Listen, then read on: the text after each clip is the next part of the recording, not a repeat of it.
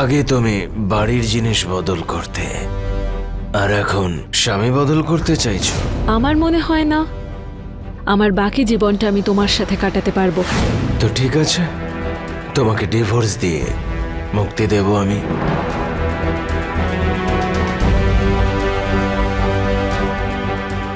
যদি হতো। নেহা, তুমি সত্যি যদি স্বামী বদল করতে চাও তো ঠিক আছে, আমি তোমাকে ডিভোর্স দিচ্ছি। আমি তো ভাবছিলাম যে তোমার প্রাণ নিয়ে নি।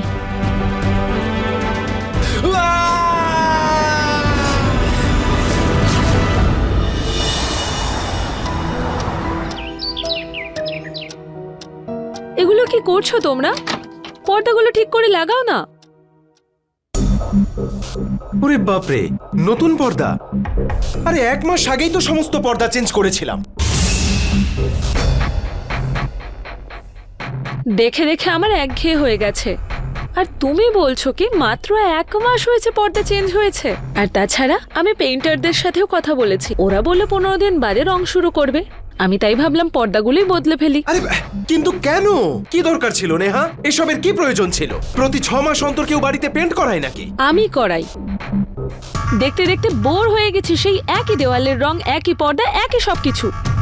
আর তাছাড়া তুমি তো বাড়িতে থাকো না, বাড়িতে আমাকে থাকতে হয়। সেটা ঠিকই, আমি বা কোথায় বাড়িতে থাকি? হ্যাঁ, তোমার এই অভ্যেসের জন্য আমার মাথা খারাপ হয়ে গেল। কখনো ডাইনিং টেবিল, কখনো ডিনার সেট বদলাচ্ছ, কখনো সোফা, তো কখনো ফলস সিলিং। ব্যাস, শুধু বদলে যাও। একদিন তুমি আমাকেও বদলে ফেলবে। মাথা খারাপ হয়ে যাচ্ছে বাড়িতে থাকতে।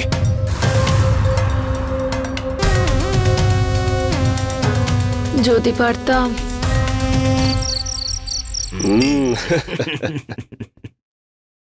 সত্যি কথা ভাই, আমি না একটা অদ্ভুত বউ পেয়েছি। একে তো আমি বাড়িতে থাকিই না, আর দ্বিতীয়ত আমার স্ত্রী সব সময় বাড়িতে কিছু না কিছু বদলাতে থাকে। আরে সেই জন্যই তো স্ত্রীকে গৃহিণী বলা হয়। তাই সে যখন গৃহিণী তার ইচ্ছে মতো ঘর সাজাবে। হ্যাঁ, ঠিকই বলেছিস তুই। কদিন আগে শপিং এ গেছিলাম, বেডশিট, পিলো কভার, আমি জানি না কি কি শপিং করেছে ও কিছু। এই যে এসে গেছে আমার স্ত্রী। আরে নেহা, আজ তুমি শপিং থেকে তাড়াতাড়ি চলে এলে। আরে কিসের শপিং? তুমি তো জানোই নিজের পছন্দের জিনিস সহজে পাওয়া যায় না। আরে বাবা তুমি, ও আরে আরে হ্যাঁ হ্যাঁ, এর সাথে পরিচয় করো। ও আমার খুব পুরনো বন্ধু মাধবেন্দর। এর সাথে আমি তোমার সম্বন্ধেই কথা বলছিলাম ডার্লিং। নমস্কার বৌদি, আপনারই প্রশংসা করছিলাম আর ওকে বোঝাচ্ছিলাম যে পরিবর্তনই সংসারের নিয়ম, আর পরিবর্তন তো হতেই হবে। একদমই ঠিক বলেছ। পরিবর্তন সংসারের জন্য প্রয়োজনীয়, কিন্তু স্বামী স্ত্রীর সম্পর্ক কখনো চেঞ্জ হয় না। আমার স্ত্রী নেহাও তার স্বামীকে কখনো বদলাবে না। আচ্ছা, সামলাও নিজেকে। এবার চলো তাড়াতাড়ি, ওই যে নতুন রেস্টুরেন্টটা খুলেছে ওখান থেকে খাবার আনিয়েছি। আরে বাবা, আজ আবার ডিফারেন্ট টেস্ট। এবার আপনিই বোঝান, জীবনে নতুনত্ব তো হওয়াই উচিত, তাই না? একদম ঠিক বলেছেন আপনি। জীবনে প্রত্যেক মুহূর্তে কিছু না কিছু নতুন হওয়া উচিত, তবেই তো জীবনটা রঙিন হয়ে উঠবে। আরে আপনারা আসুন। হ্যাঁ, এই মাধবেন্দর, তুমিও আজকে আমার বাড়িতে খেয়ে যাবে। আরে না না না না, আমি অলরেডি লেট, এবার বেরোবো। তুমি খাবার খাও, ডিফারেন্ট টেস্টের মজা নাও। আরে ভাই, তুমি আজ পর্যন্ত আমাকে বললে না তুমি কি করো? পরে একদিন বলবো। তোমার খাবারটা ঠান্ডা হচ্ছে, চললাম। Good night. Good night, good night.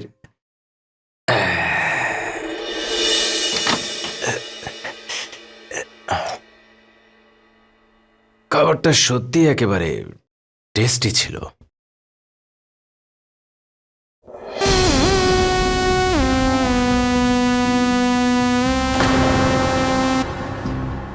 এটা একবার পরে দেখো না, ঘরে পড়ার জন্য এনেছি।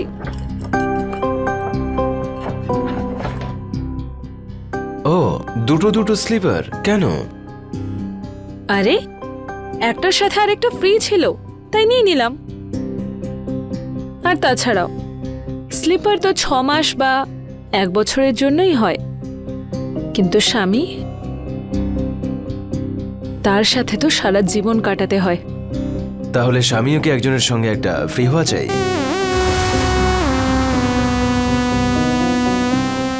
যদি হতো।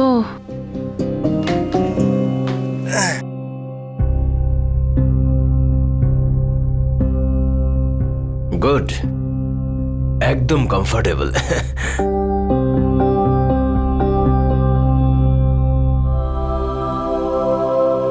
আচ্ছা, আজকে আমরা ভালোবাসার কোনো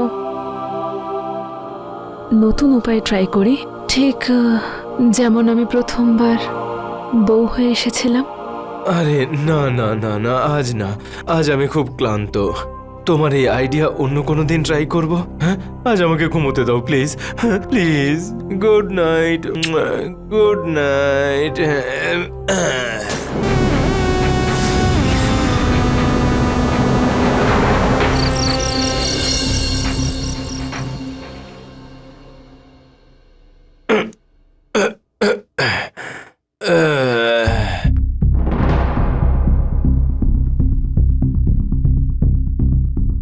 নেহা,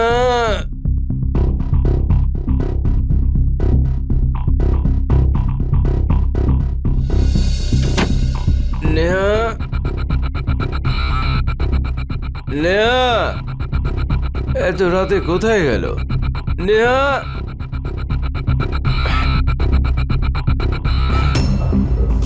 নেহা, নেহা, ওখানে বসে আছো কেন? হ্যাঁ, আর কখন থেকে এদিক ওদিক খুঁজতে খুঁজতে? আরে বাপরে, বেঁচে গেছি রে বাবা, বেঁচে গেছি। কিচ্ছু হয়নি তোমার। আমার অনুমতি ছাড়া তুমি মরতেও পারবে না। তুমি ড্রিঙ্ক করেছো? হ্যাঁ, যদি ঘুম না আসে তাহলে কি করব? ঠিক আছে, চলো চলো ভেতরে চলো, চলো এসো।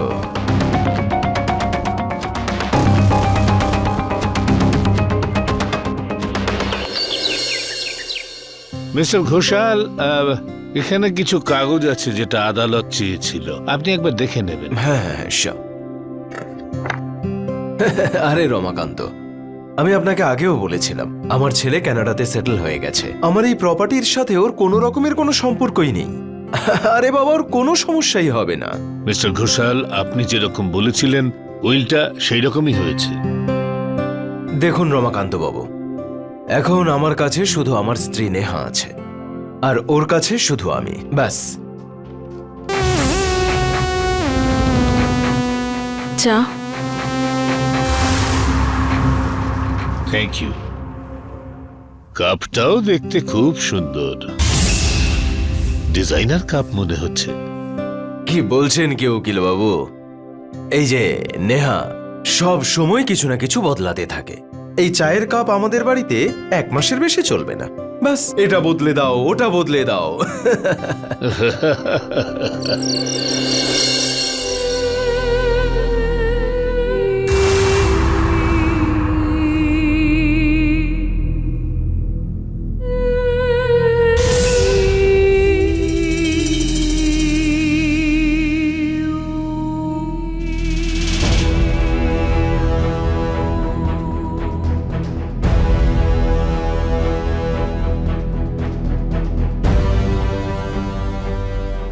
নেহা, তুমি আমাকে এটা বলে ওপরে নিয়ে এলে যে আজ চাঁদনি রাত।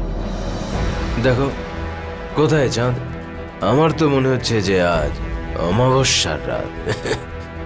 জ্যোৎস্না রাত নেই তো কি হলো, আমি তো আছি তোমার সাথে। তোমার জ্যোৎস্না। সেটা ঠিক। আজ আমি তোমার সাথে অনেক কথা বলতে চাই। হ্যাঁ বলো, কি বলবে বলো।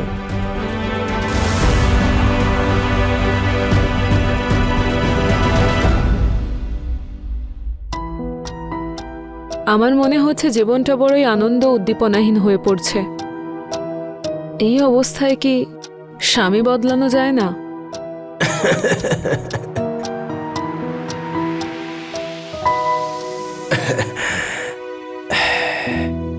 ডার্লিং, আগে তুমি বাড়ির জিনিস বদল করতে, আর এখন স্বামী বদল করতে চাইছো?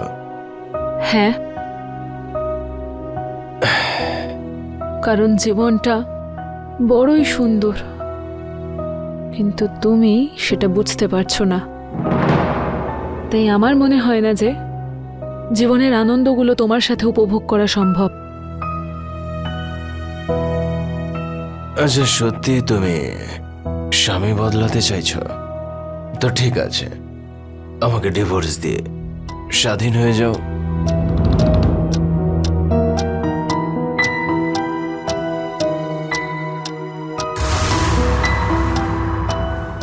যদি হতো।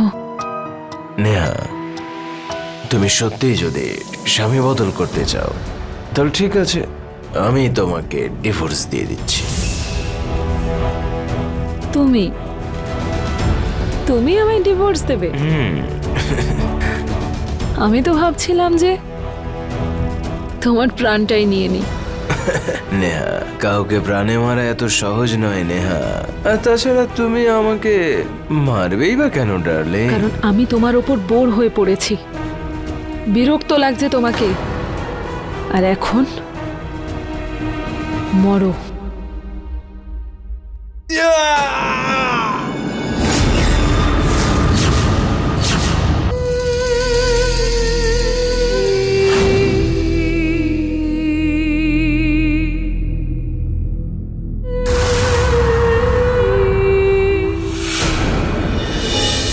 নেহা নিজের স্বামীকে চাইতো না, তাই সেই পদক্ষেপ নিল। শুনেই ভীষণ অবাক লাগছে, তাই না? কিন্তু এটাই সত্যি। এই জন্য আজ আমি এই সত্য ঘটনাটি সঙ্গে নিয়ে এসেছি। নমস্কার, আমি সুধাচন্দ্রন ক্রাইম অ্যালার্টের এই এপিসোডে আপনাদের স্বাগত জানাচ্ছি।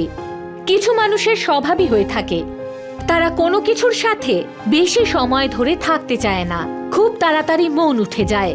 তারা প্রত্যেকটা জিনিসে একটা নতুনত্বের স্বাদ পেতে চায়, সব সময় পরিবর্তন পছন্দ করে।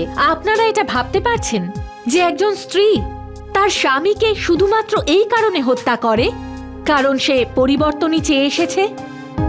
বদলই তার পছন্দ। আমরা অপরাধের নানা রকম দিক দেখে এসেছি, কিন্তু এমন অপরাধ সত্যি অন্যরকম। নেহার এই অন্যায় লালসা ওকে কোথায় নিয়ে যাবে? ও আর কতজনের ক্ষতি করবে? আসুন দেখা যাক।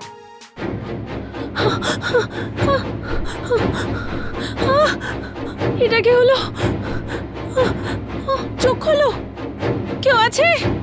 হেল্প, হেল্প, প্লিজ প্লিজ আমাকে সাহায্য করুন। আরে ম্যাডাম, এটা কি করে হলো? জানি না, ও একটু ছাদে গেছিল। আমি রান্নাঘরে খাবার বানাচ্ছিলাম, হঠাৎ চিৎকার শুনতে পেলাম। দৌড়ে বাইরে এসে দেখলাম যে উনি পড়ে আছেন এইভাবে। কি হয়েছে ওনার?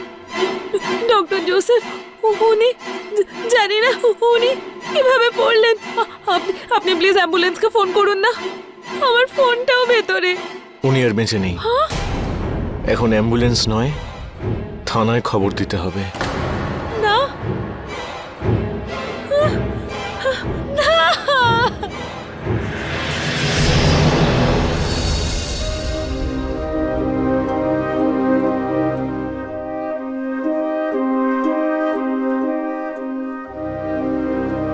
বলো।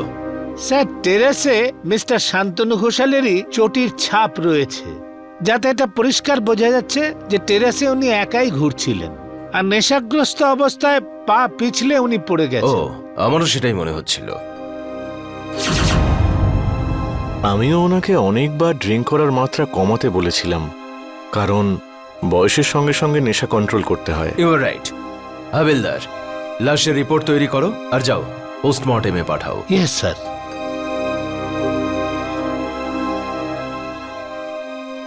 হ্যালো ইন্সপেক্টর, আপনার কি মনে হচ্ছে মৃত্যুর কারণ? আপনি কে? আমি মাধবেন্দ্র সিনহা, আমি একটা প্রাইভেট ডিটেকটিভ এজেন্সি চালাই। আপনি একজন ডিটেকটিভ? তাহলে তো আপনাকে বেশি কিছু বলতে হবে না। তাছাড়া আপনি আপনার মতো ইনভেস্টিগেট করতে পারেন যে ব্যাপারটাকে। আমাদের দেখে মনে হয়েছে ব্যাপারটা পরিষ্কার, এটা দুর্ঘটনা। নেশার ঘরে ছাদ থেকে পড়ে শান্তনুর মৃত্যু হয়েছে।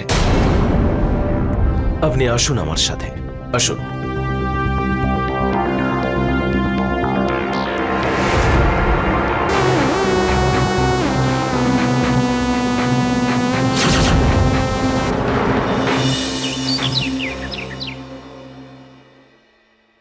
শান্তনু ঘোষালের প্রপার্টি আপনার নামে ট্রান্সফার করা হচ্ছে। অনেক অনেক ধন্যবাদ আপনাকে। আর ডক্টর জোসেফ, আপনাকে অনেক অনেক ধন্যবাদ। আপনি অনেক সাহায্য করলেন আমায়। এটা তো খুব ভালো হয়েছে যে মরবার আগে উনি সমস্ত প্রপার্টির উইল করেছিলেন। আমি কি করব এই প্রপার্টি নিয়ে, যখন উনি রইলেন না? আর কি করে থাকবো আমি ওনাকে ছাড়া? কার আশ্রয় বাঁচবো আমি?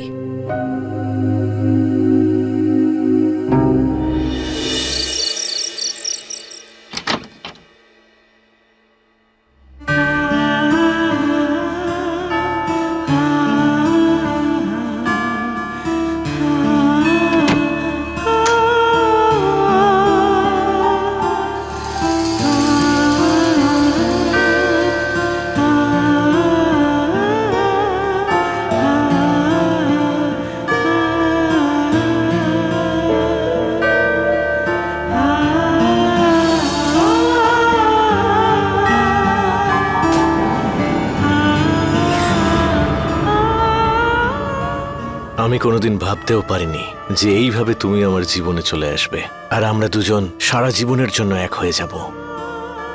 এটা আমিও কখনো ভাবিনি।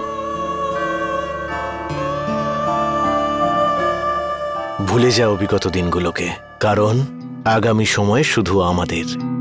এখন থেকে তুমি মিসেস জোসেফ।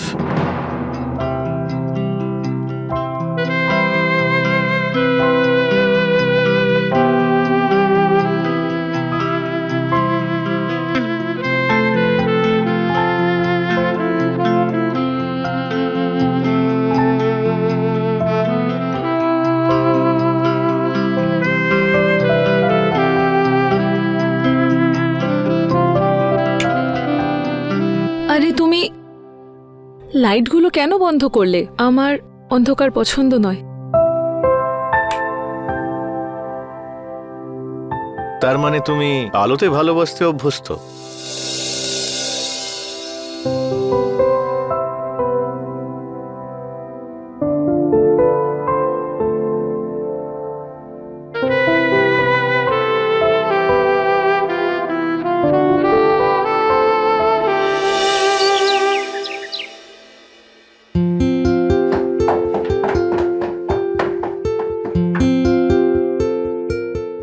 হ্যালো। আচ্ছা চলো, আমি আসছি। আরে এত তাড়াতাড়ি কেন? আসলে কিছু বলার ছিল। কি? এই রান্নাঘরটা একটু পুরনো লাগছে না? তাই আমি ভাবছিলাম এটাকে রেনোভেট করলে কেমন হয়। আর তাছাড়া ওখানে দাঁড়িয়ে রান্না করতে আমার ভালো লাগছে না। দেখো, এই বাড়িটা এখন তোমার। তুমি যেভাবে চাও সাজাও, যেমন ভাবে ইচ্ছে থাকো, ঠিক আছে? আমার লেট হয়ে যাচ্ছে, আমি ডিসপেন্সারি যাচ্ছি। দেরি ব্রেকফাস্ট না করে যেতে দেবো না। না, আমি এখন ব্রেকফাস্ট করবো না। আসলে সকালে ক্লিনিক থেকে ফোন এসেছিল, একটা এমার্জেন্সি কেস আছে, আমাকে যেতে হবে। ওকে ওকে। আচ্ছা, একটা কাজ করো, বিকেলবেলা তুমি ক্লিনিকে চলে এসো, তারপর দুজনে কোথাও একটা যাব। Not bad. Okay, bye bye.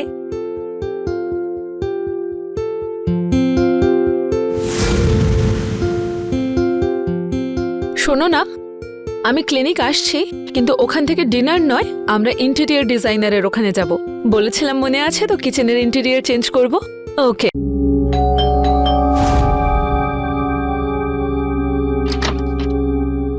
নমস্কার বৌদি। আপনি? হ্যাঁ, আপনার সাথে আমার কিছু জরুরি কথা আছে, আর সেই জরুরি কথাটা মিস্টার শান্তনু ঘোষালের ব্যাপারে। আচ্ছা, ভেতরে আসুন। কি আর বলার থাকতে পারে, উনি তো আর রইলেন না আমার সাথে। বৌদি, আপনি কারুর বাড়িতে একই ধরনের দুজোড়া চটি দেখেছেন? আমি দেখেছি। আপনি হয়তো কিনেছিলেন সেটা। আপনি কোন স্লিপারের কথা বলছেন? আমি ঠিক বুঝতে পারছি না। কিন্তু আমি সব বুঝে গেছি, এবার আপনাকে বোঝাচ্ছি। আমি পুলিশের রেকর্ড থেকে জানতে পেরেছি যে লাশের পায়ে কিন্তু এই চটিটা ছিল।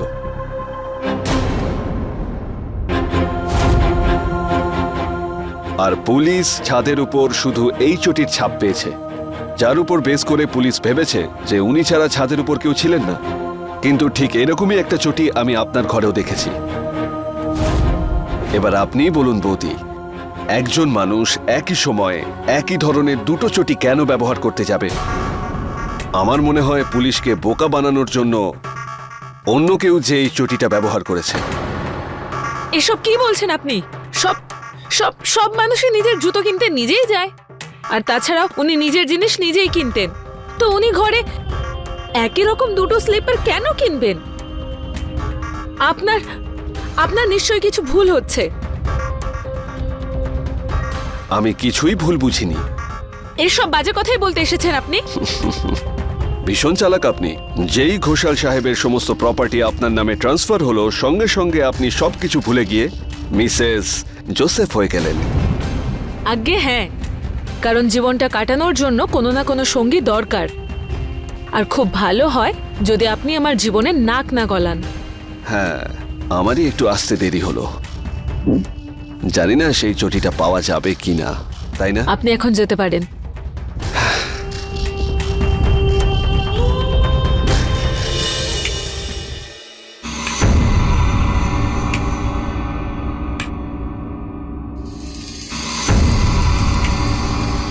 কি ব্যাপার বলো তো? তোমার শরীর ঠিক আছে তো?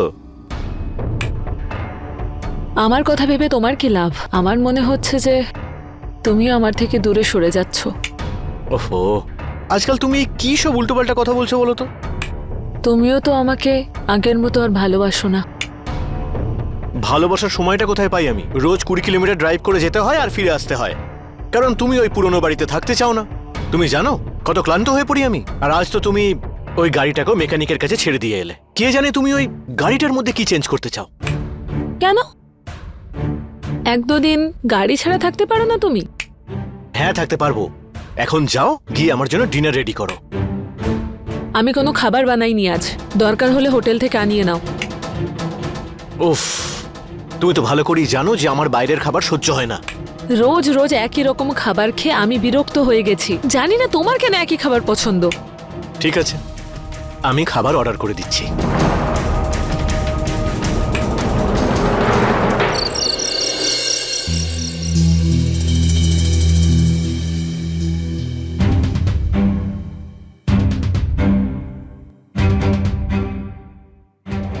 আরে শুয়ে পড়ো।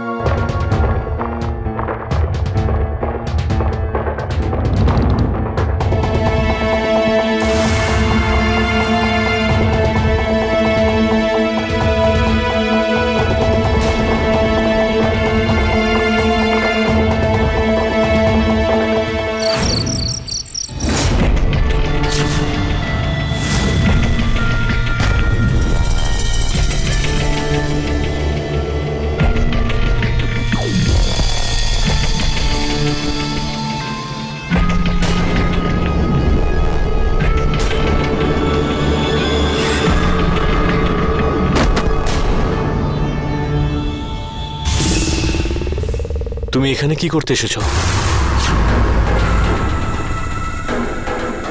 তোমাকে মারতে এসেছি। মারতে? আমাকে? হ্যাঁ, 6 মাসের মধ্যেই তোমার কাছে বোর হয়ে গেছি আমি। ফ্রেড আপ হয়ে গেছি তোমার ওপর। আর এখন তুমি মরো।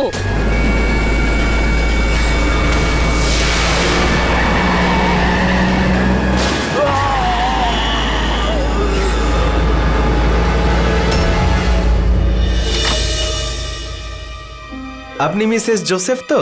হ্যাঁ আসলে আপনার স্বামীর সাথে হ্যাঁ, উনি তো আসলে একজন পেশেন্টকে দেখতে গেছে আর আর এখনো তো ফেরেননি। আমি ওনার সম্বন্ধেই বলতে এসেছি। আপনাকে আমাদের সাথে যেতে হবে। কেন?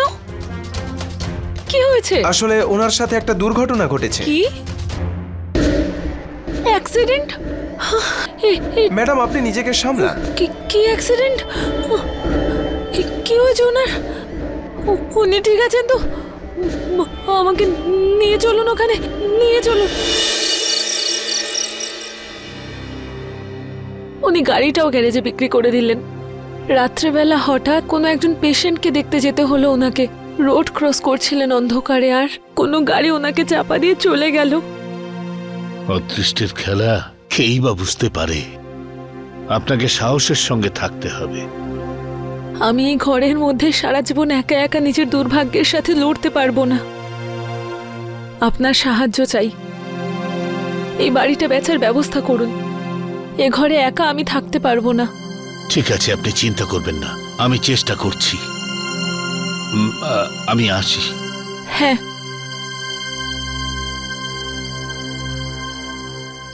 পরের শিকার কে? কার ক্ষতি হতে চলেছে? এটাই তো আসল প্রশ্ন। খুব সুন্দরভাবে সম্পর্ক গড়লেও কিছুদিনের মধ্যেই সেই সম্পর্কের মধ্যে তার কোনো চাহিদা থাকে না। তার মন সেই সম্পর্ক থেকে উঠে যায়, তাই সে মানুষটাকেই খুন করে দেয়। আর ওর এই প্রতিটা পদক্ষেপকে কেউ ধরতে পারে না। কত রূপ পাল্টেছে ওই মহিলা। এখন প্রশ্ন হলো এটাও যে নেহা যা কিছু করছিল সেই সব কিছু কি ও ইচ্ছাকৃত করছিল, নাকি না বুঝেই, নাকি নিজের স্বামীর সম্পত্তি পাবে বলে ও একের পর এক খুন করছিল যাতে সমস্ত সম্পত্তি ওর নামে হয়, নাকি এর পিছনে অন্য কোনো কারণ আছে? আসল সত্যিটা কি? আসুন দেখা যাক।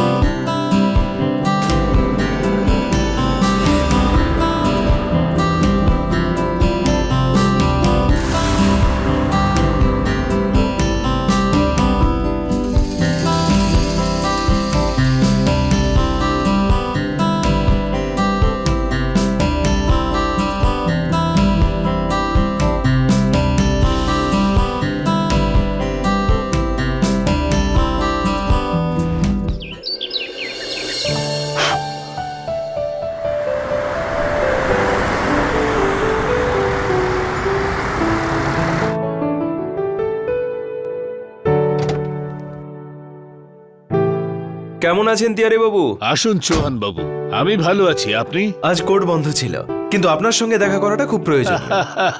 আসুন আসুন, এক মিনিট। রেশমি, একটু চা আনবে? আসুন, বসুন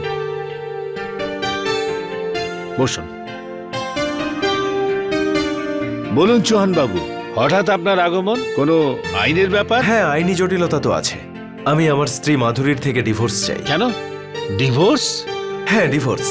আসলে ও খুব বেপরোয়া হয়ে উঠেছে, তাই ওর সাথে আমি থাকতে পারবো না। ও, এই যে আমার স্ত্রী রেশমি তিওয়ারি। রেশমি, ইনি মিস্টার চৌহান। নমস্কার। নমস্কার। ভালো করেছেন আপনি বিয়ে করে। জীবনের এই দীর্ঘ সময় তো একা কাটতে চায় না, সঙ্গীর প্রয়োজন তো থাকেই।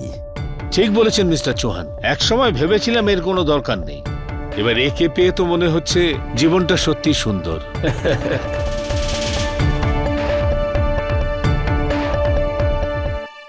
এই যে এগুলো কিছু প্রমাণ, যেখান থেকে বোঝা যায় যে মাধুরী আজকাল অন্য কারোর সাথে সম্পর্কে রয়েছে।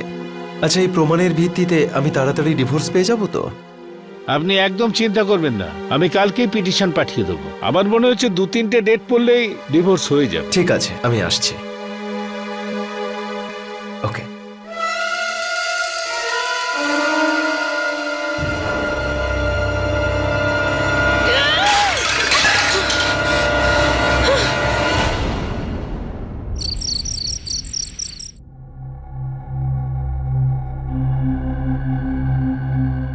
চলো না। রেশমি, প্লিজ গিয়ে শুয়ে পড়ো। আমাকে বিরক্ত করো না, অনেক কাজ আছে। যাও প্লিজ।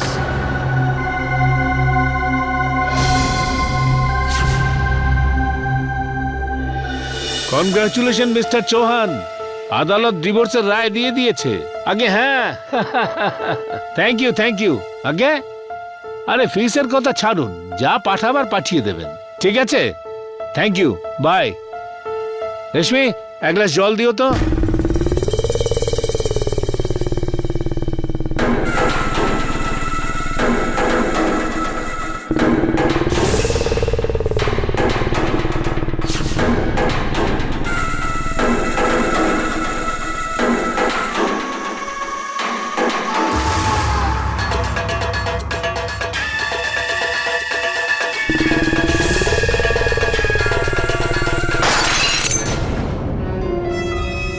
রেশমি, গ্লাস কেন ভেঙে ফেলেছো? একটা ভাঙা গ্লাসের জন্য এত দুঃখ?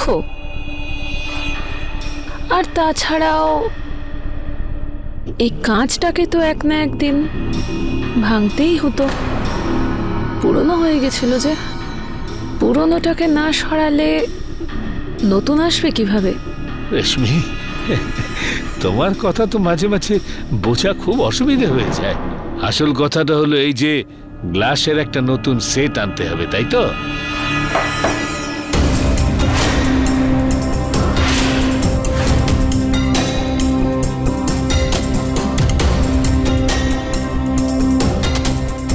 আরে আপনারা দুজন এখানে একসাথে?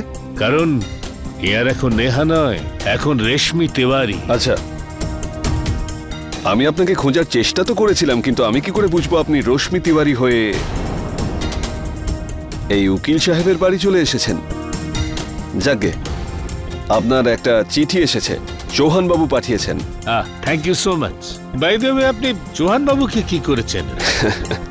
আমি একজন ডিটেকটিভ, উনিও আমার সাহায্য নিয়েছিলেন। ওনার স্ত্রীর সম্পর্ক অন্য একজনের সঙ্গে ছিল, যেটা সমাধান আমিই করেছি।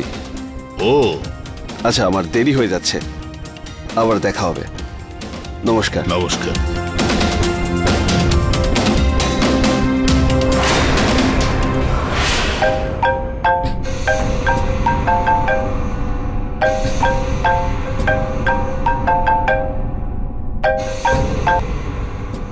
হ্যালো, মিসেস তিওয়ারি বলছেন? হ্যাঁ বলছি। আমি মাধবেন্দ্র কথা বলছি। কি দারুণ খেলা খেলেছেন আপনারা দুজনে। কি কি সব বলছেন আপনি? এইসব বাজে কথার কারণটাই তো আপনাকে বোঝাতে চাই। আর আমার মনে হয় এইসব কথা ফোনে বলা ঠিক হবে না। কাল সকালে লোটাস গার্ডেনে আপনি চলে আসুন, সামনাসামনি বসে কথা বলা যাবে। ও আসুন আসুন, বসুন। বলুন, দেখা করতে চাইছিলেন কেন? আপনাকে দেখে কেউ বুঝতে পারবে না যে আপনি এরকম ধরনের নোংরা মেয়ে। কি কি সব বলছেন আপনি? এতদিন ধরে আপনি যে কথাটা লুকিয়ে রেখেছিলেন সেটা এখন আমি জেনে গেছি। যেদিন শান্তনু ঘোষালের মৃত্যু হয়েছিল সেদিন আমি এটাই ভেবেছিলাম যে ওটা কোনো মার্ডার নয়, বরং একটা প্ল্যান ছিল। আর ওই প্ল্যানে অন্য কেউ ছিল যে আপনার সাথে ছিল, যার সাথে আপনি এক হয়ে মিস্টার ঘোষালকে সরিয়ে দিয়েছেন। আর কাল আপনাদের দুজনকে দেখে পুরো ব্যাপারটা আমি বুঝে গেছি। এসব কি বলছেন আপনি? হ্যাঁ, আপনি নিশ্চয়ই কিছু ভুল বুঝছেন। যদি আপনি মিস্টার তিওয়ারিকেই বিয়ে করে ফেলতেন তাহলে আপনাকে যে কেউ সন্দেহ করত, কিন্তু আপনি মিস্টার জোসেফকে মাঝখানে রাখলেন যাতে আপনাকে কেউ না সন্দেহ করতে পারে।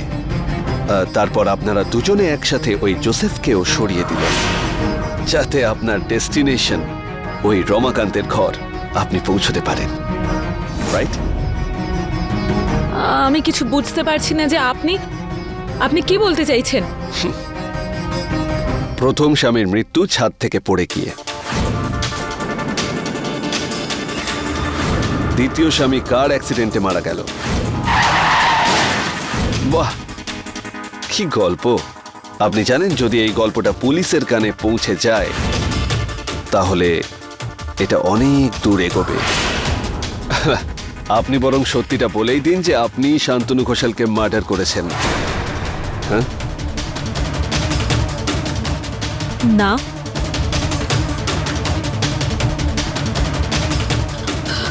না, আমি মারিনি। এটা রমাকান্ত করেছিল। একই স্লিপার পরে ও টেরেসে গেছিল আর ওই শান্তনুকে টেরেস থেকে ধাক্কা মেরেছিল। গুড।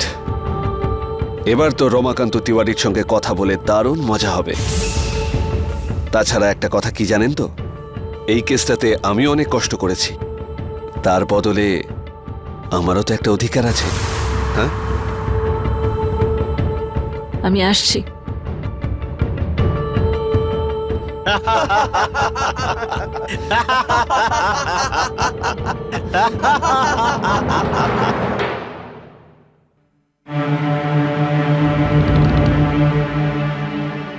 কোথায় গিয়েছিলে তুমি? যখনই দেখো খালি শপিং শপিং। ঘরের কাজ কে করবে? রেশমি, কি হয়েছে? তুমি কাঁদছো কেন? হ্যাঁ, তুমি ওই ডিটেকটিভকে কি বলেছো? কি? যে আমি শান্তনুকে টেরেস থেকে ফেলে দিয়েছি, হ্যাঁ, আর ওই একই স্লিপার আমি পড়ে গেছিলাম টেরেসে। কি বলছো তুমি? আমি এই কথা কেন বলবো? ওই ডিটেকটিভ আমাকে এসব বলে ব্ল্যাকমেল করছে। ওর এত সাহস? ও ও এসব বলে আমার সম্মানহানির চেষ্টা করছিল। কি বলছো তুমি রেশমি? কোথায় আছো? কোথায়? সত্যিটা সামনে এসে গেছে উকিল বাবু, কথা বলার অধিকার আমারও আছে। তুমি আমার স্ত্রীকে ব্ল্যাকমেল করছো, তাই না? দাঁড়াও, তুমি সরবে না ওখান থেকে।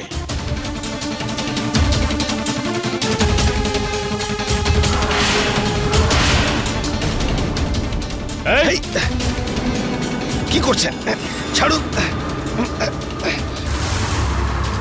এত সাহস! তুমি আমার স্ত্রীকে ব্ল্যাকমেল করছো? সরবো না তোমাকে আমি।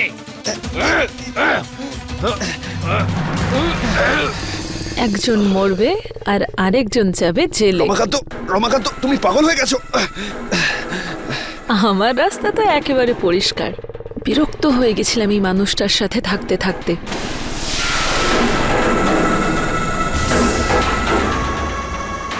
রমাকান্ত, তুমি তুমি তুমি পাগল হয়ে গেছো।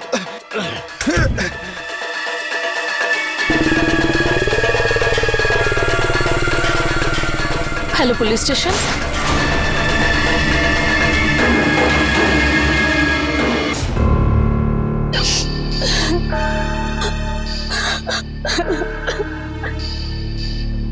নিয়ে যাবে নাকি?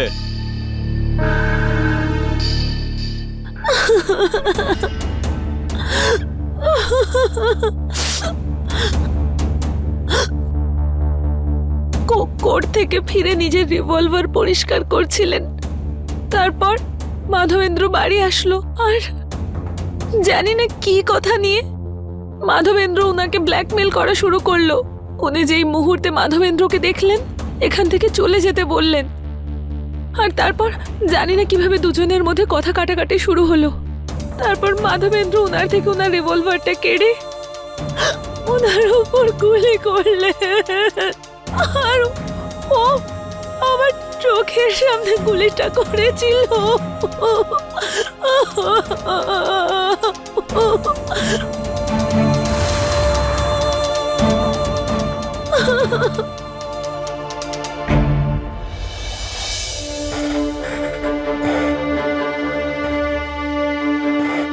আমার শরীরটা তো আস্তে আস্তে খারাপ হয়ে যাচ্ছে। আমি হাঁটা চলাও করতে পারছি না। আমি জানি না বাঁচবো কিনা।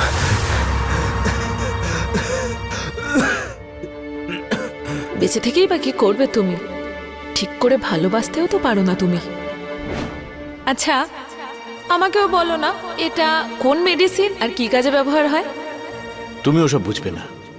এই ওষুধগুলোও না বড়ই ভয়ানক হয়। যেমন ধরো এই ওষুধটা যদি কোনো রোগীকে দেওয়া হয় তাহলে তার শরীরে এটা ওষুধের কাজ করে, কিন্তু যদি এটাই কোনো সুস্থ মানুষকে দেওয়া হয় তখন তার পক্ষে সেটা স্লো পয়জন হয়ে যায়। আর যদি কাউকে ক্রমাগত দেওয়া হয় তাহলে তাকে আর কেউ বাঁচাতে পারবে না।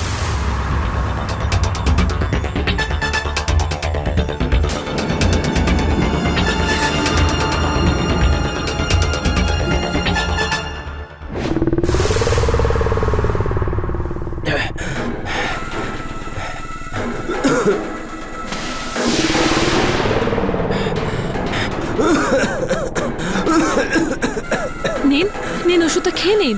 নিন। এটা যদি কাজ না করছে তাহলে এই ওষুধ কেন খাওয়াচ্ছ? ডক্টর বলেছে এই ওষুধটা ধীরে ধীরে কাজ করে। নিন, খেয়ে নিন। নিন নিন, খান ওষুধটা।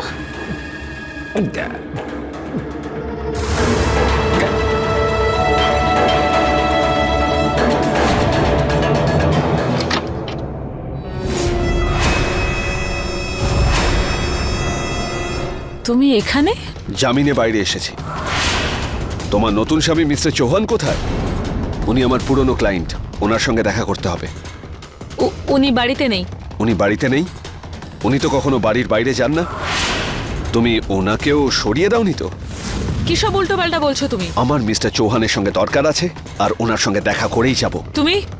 তুমি যেতে পারবে না, দাঁড়া।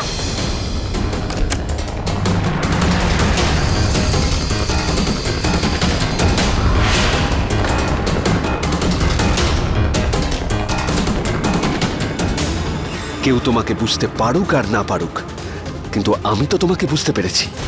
তুমি ওকেও রাস্তা থেকে সরানোর সব ব্যবস্থা করে ফেলেছো। না, দাঁড়াও, ছাড়ো, ছাড়ো, ছাড়ো। ছাড়ো। Hello, police station. বল বল, কেন করেছিস এটা? কার কথা শুনে করেছিস? বল। কারণ এটাই ভালো লাগে আমার। থাকতে পারি না বেশি দিন আমি একটা মানুষের সাথে, বিরক্ত হয়ে যাই আমি। আর ডিভোর্সের মানে সম্পত্তির ওপর আমার কোনো ভাগ থাকবে না, রাস্তায় বসতে হবে আমায়। না, এই জন্যই আমি ডিভোর্স হওয়ার সুযোগই দিই না। এখনো পর্যন্ত কতজনকে বিয়ে করেছিস আর কতজনকে খুন করেছিস? শান্তনু ঘোষালের আগেও কাউকে খুন করেছিস? মেরেছি তো। আমার প্রথম স্বামীকে অনেক ছোটবেলায় গ্রামে আমার বিয়ে হয়ে গেছিল। কিছুদিন ওর সাথে থাকার পরে আমি বুঝতে পারলাম যে আমার স্বপ্নগুলো পূরণ করতে পারবে না। সেই জন্যই আমি ওকে একদিন সুযোগ বুঝে ওকে মেরে ফেললাম। আমার স্বামী শান্তনুর বাড়িতে ড্রাইভার ছিল, আমি ওর বাড়িতে কাজ করতাম। ওর নজর ছিল আমার ওপর। আমি জানতাম ও আমাকে পছন্দ করে। ওনার বয়স আমার থেকে অনেক বেশি ছিল, তা সত্ত্বেও আমি ওনাকে বিয়ে করি। আর তারপর তুমি ওনাকেও মারলে। তুই কেন ওনাকে মারলি? তো আর কি করতাম আমি? বাড়ি আর স্বামী নিয়ে আমি অনেক স্বপ্ন দেখেছিলাম, অনেক বড় আশা ছিল আমার, যেগুলো শুধুমাত্র টাকা দিয়ে পূরণ করা সম্ভব ছিল। ডিভোর্স নিয়ে আমি সেগুলো থেকে বঞ্চিত হতে চাইনি। আরে আমি এমন একজন স্বামী চেয়েছিলাম যে খুব ভালোবাসবে আমায়, আমাকে ভালোবাসা দিয়ে ভরিয়ে রাখবে আমায়। কিন্তু শান্তনু ঘোষাল কিন্তু সেটা বুঝতে পারেনি। তাই একদিন আমি প্ল্যান করলাম শান্তনু ঘোষালকে নিজের রাস্তা থেকে সরিয়ে দেব। আর তারপরেও তুই এক এক করে আবার বিয়ে করলি আর প্রত্যেককে প্ল্যান ফুলি মারলি। তো কি করতাম আমি আর? কি করতাম? এরা সবাই শান্তনু ঘোষাল, রমাকান্ত তিওয়ারি, এরা কেউই আমার যোগ্য ছিল না। আমি বিরক্ত হয়ে পড়েছিলাম এদের ওপর। এরপর সব খুব ভালো চলছিল। প্রথম দিকে আমি যেমনটাই চাইছিলাম তেমনটাই হচ্ছিল, কিন্তু কয়েকদিন পর থেকে এই মানুষগুলো এটাও ভুলে গেল যে এদের জন্য বাড়িতে কেউ অপেক্ষা করে আছে। বুঝলো না আমার ভালোবাসা, অবহেলা করলো আমার ভালোবাসাটাকে। আর আমার তো এখন এটা মনে হয় যে একটা মানুষের সাথে সারা জীবন কাটানো যায় না। আর আমি কোনোভাবে এটা বরদাস্ত করতে পারবো না আমি। ভবিষ্যতে কোনোদিন তোকে আর কারোর সঙ্গে ঘর বাঁধতেও হবে না, কারণ সারা জীবন তোকে জেলেই কাটাতে হবে। আমাদের সমাজে যখন এইরকম ঘটনা ঘটে আমরা অবাক হয়ে যাই। একটা মহিলা পরিবর্তনের নেশায় প্রথমে বিয়ে করে আর তারপর নিজের স্বামীকে খুন করে ফেলে। খুবই চালাক ওই নেহা। অবাক করা বিষয় হলো এটা, যাদের সাথে ওর বিয়ে হলো তারা প্রত্যেকে চোখ বন্ধ করে ওকে বিশ্বাস করলো। এমনকি নেহার বিষয়ে কোনো কিছু জানবার চেষ্টা পর্যন্ত করেনি। যদি তারা কোনোভাবে জানবার চেষ্টা করত তাহলে হয়তো সেই ঘটনা ঘটতো না যা ঘটল। একাকিত্বের কারণে আমাদের সমাজে এইরকম ঘটনা ঘটতে থাকে। এই জন্য আপনারাও সতর্ক থাকুন আর নিজেদের আশেপাশে এমন কোনো ঘটনা ঘটতে দেবেন না যা আমাদের সমাজের জন্য বিপজ্জনক। দেখা হচ্ছে নতুন এপিসোডে।